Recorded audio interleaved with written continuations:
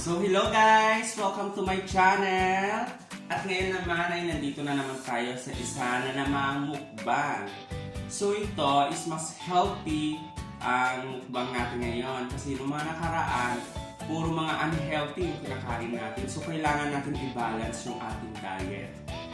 And beside, medyo nagkakasakit naman tayo ngayon, so kailangan natin na medyo healthy talaga yung kakainin natin ngayon. So as you can see, meron tayo dito iba't ibang uri ng prutas. So dito sa Romania, medyo medyo common talaga tong ganitong season. So ngayon is mag-autumn, patapos na yung summer, kaya marami silang prutas. So nandito yung tulad dito, meron dito prunes. So ito yung prunes. Yan, yung prunes. Meron tayong apricot. Ito yung apricot. Ayan. Ayan. And meron tayong ito, peach. Peach to. May malalaki yung peach dito pero ang pinili ko yung maliliit lang para medyo hindi masayang kung hindi natin maubos. Diba? Na-overripe pag nabuksan. Meron tayong pears o peras. Ayan. So, peras. Favorite ko to actually kasi para siyang bayabas.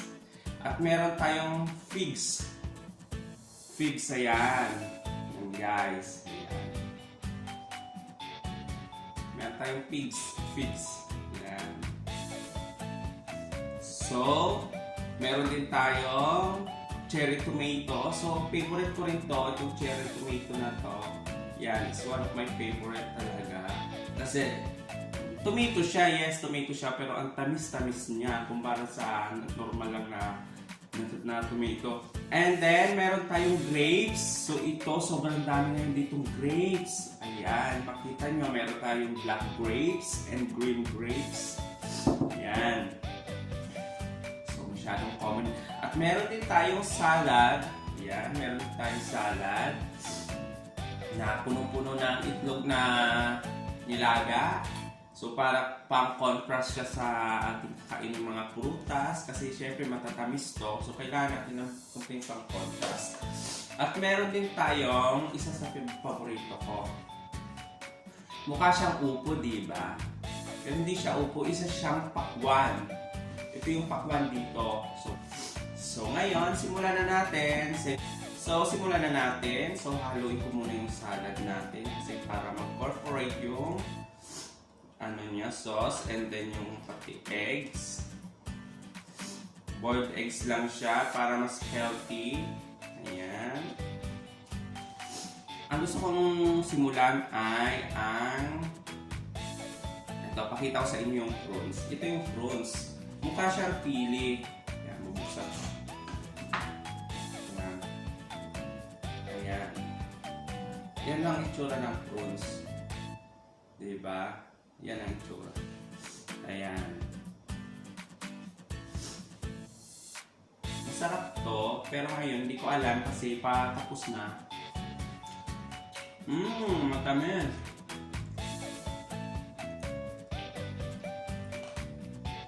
Masarap. Sarap na. Usually kasi yung nabibili kong prunes at asim. Sobrang asim. So ngayon, pakita ko din naman sa inyo yung apricot. Sana matamis to. So yun ang apricot. Para siyang prunes, diba? Katulad siya ng prunes, pero ito kulay dilaw lang. So tikman natin.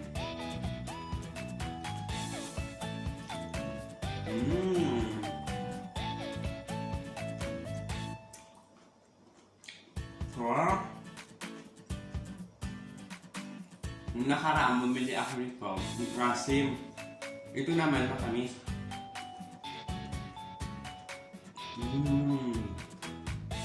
Sarap guys. Perfect. Ngayon, buksan natin ito. Papakita ko sa inyo ito.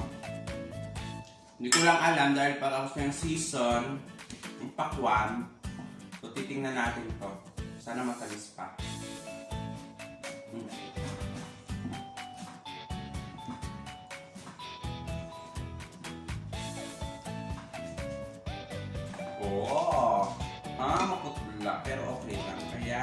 siya guys. Ayun. Favorite ko rin ang pakwan.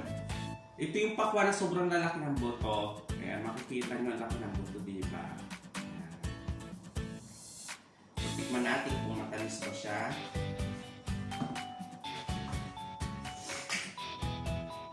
Feeling ko matabang to. Kasi matutla pa sa akin eh.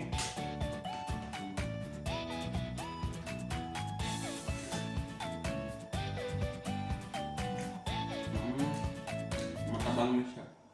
Matabang siya. Guys. Pero ang gusto ko kasi sa pakwan or watermelon is matubig.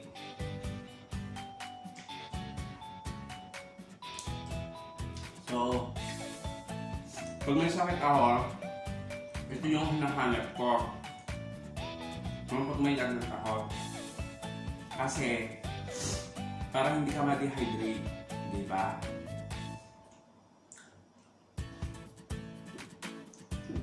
Kaso ngayon, yung nabili ko, medyo matabang ito. Halos walang lasa. Pero okay lang. Balik naman tayo dito.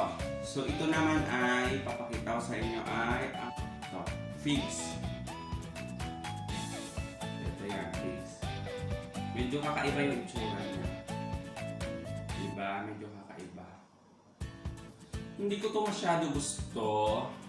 Kasi para siyang overripe na hindi siya maintindihan yung lasa. Tsaka yung amoy niya parang yung sa gubat. Tignan nyo guys. Ayan. Alam niyo yung sa gubat, yung sabi nila pagkain ng mga unggoy. O, diba? Ito yun, yung maraming buto. Ganito yun eh.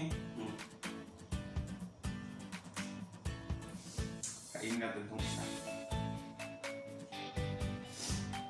Ayan. Means, para siyang kamote ang lasa niya. Ay, ito ibang kulay, oh. Guys, oh. Medyo mushy lang yung texture niya.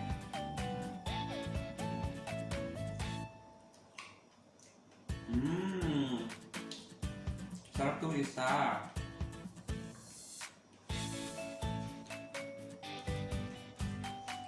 Sarap. Sarap.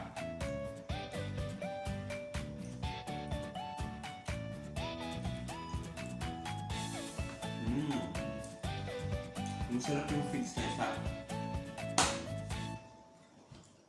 Ngayon, kain tayo ng kunting salad. Para medyo maano siya, makontrast yung tamis.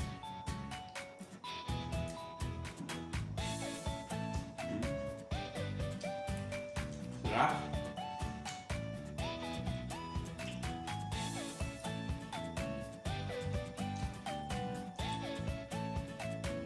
Dati guys, sobrang taba ko. Sobrang nakataga. Ang taba-taba ko. Prutas na nakapagpapayat sa akin sa salad. Kaya pumayat ako ng ganito. Medyo tumaba na nga ako eh. Medyo hindi masyad nag-exercise. Sarap.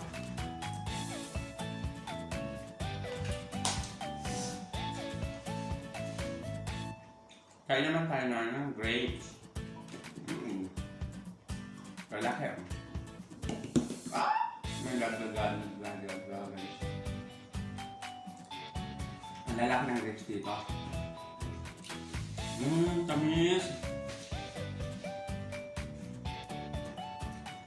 Tamis niya.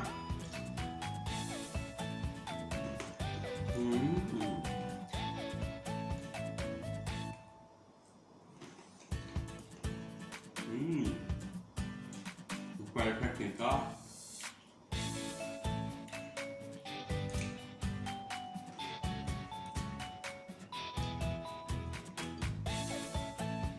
Tapos, ito naman, ang green grapes.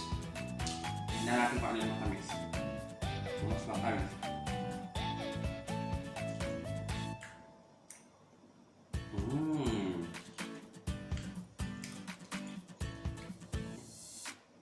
Matamis din siya, pero mas malutong yung black. Ito, hindi siya masyadong malutong, pero masarap. Ito, hindi siya masyadong malutong, pero para siyang mag-juice.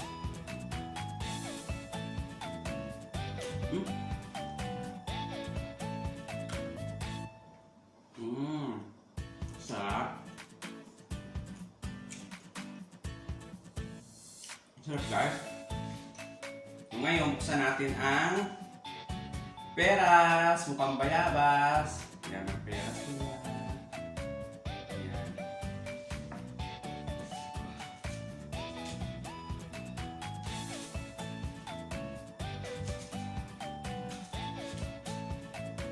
Yan. Mukha siyang bayabas.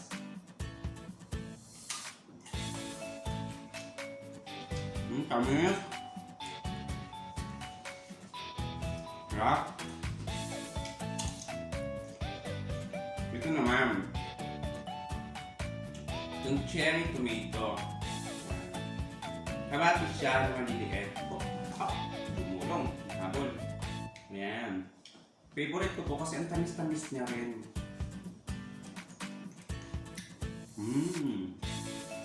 Kaya siyang kamatis na digan asukal. Huli yung laki niya.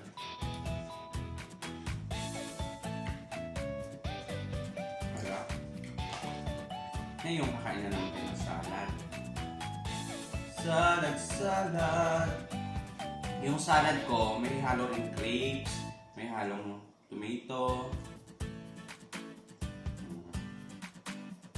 Sarap to, guys. With Caesar sauce.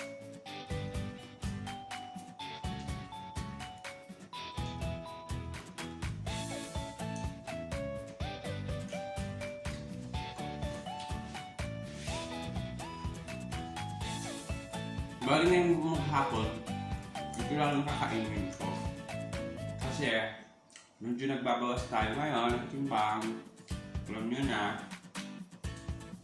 lumalaki na naman. So, ito ang makainin ko maghapon. Fruits lang, salad, vegetable. Anyway guys, huwag nyo kalimutan na i-follow sa akin. Facebook. So, ilalagay ko yung Facebook ko dito. Okay? Follow nyo ako, ha? Or add nyo ako. Sarap. Kalimutan ko pakita to. Yung peach. Ganun din. Ito, guys, yan. Yan naman ang peach. Sa Pinas meron ganito pero nakalatan na. Ito, fresh na fresh. So, favorite ko din ito. Halos mahilig kasi ako sa prutas. Kaya halos lahat ng prutas favorite ko. Huwag lang santol at papaya. Yan, ayoko ng mga yan. Silapet. Santol kasi yan, masyado ako naasiman. Tapos nangingilo ako yung balat niya, diba? Masarap yung balat pero nangingilo ako.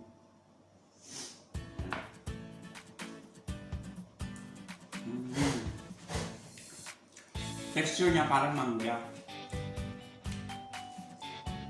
Mangga maasim.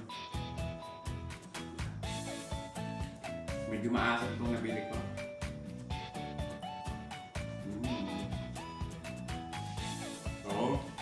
Salad naman tayo ulit. Sarap ng salad.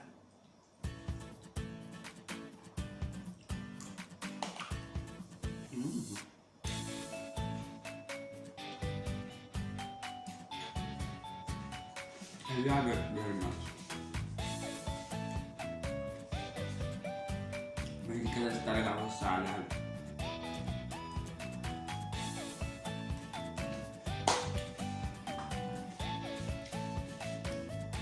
May next video naman po is papakilala ko sa sarili ko. Medyo nga mali nga yung paggagawa ko ng YouTube ko, ng mga videos ko kasi hindi nyo pa makakilala kung sino talaga ako. So kaya siguro wala masyadong nanonood kasi unang-una hindi naman malaking YouTuber, small YouTuber pa lang ako. Tapos hindi pa ako kilala kung sino ako, kung ano pangalan ko talaga. So medyo siguro kailangan ko talaga na ipakilala ko rin yung sarili ko, kung sino ako at kung nasaan ako at kung ilang taon na, mga ganyan, mga information. So gagawa ako ng video about doon. So basta yung mga tungkol sa akin. Yun. So guys, don't forget to subscribe my channel. Click nyo na rin yung bell para ma-update kayo sa mga next videos ko. At kung meron kayong advice or comment, so comment lang kayo below. At kung ano yung gusto nyo gawin ko video. Actually, wala pa talaga ako exactly content. So medyo nahihirapan ako. Ano talaga yung content na ilalagay ko sa YouTube channel ko. Kaya medyo magulo yung YouTube channel ko. Kung mapapansin nyo, medyo dami kung ano-ano. Ang gusto ko talaga kasi is parang natural lang, pagkain, ako sa pagkain, yan. Travel, kung may chance ako mag-travel ulit dito sa Romania, so magpakita ko sa inyo yung lugar dito sa Romania. So maganda ang Romania guys. So pag meron akong chance, meron akong time kasi medyo busy talaga ako sa aking trabaho, gagawa ko ng paraan yun. Gagawa tayo ng video para doon. At sana makabalik ako sa Pennsylvania, sa bahay din, sa Castle de Dracula. Kasi nagpunta na kami doon 4 years ago. Oh yeah, 4 years ago. Ganda doon. So don't forget to subscribe guys. Please.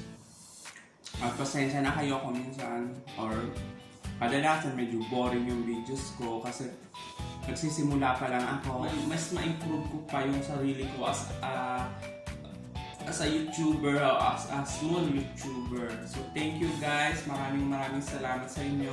At sana huwag kayong magsawang manood sa mga videos ko. At pasensya na kayo guys kung hindi minsan maganda or sabihin natin hindi ganun kaganda yung mga videos ko. So humingi ako ng pasensya doon. Pero sana para ma-appreciate nyo pa rin po sana yung mga ginawa kong videos. At maraming salamat po. Don't forget to subscribe please guys. Maraming salamat po guys. Thank you. Bye!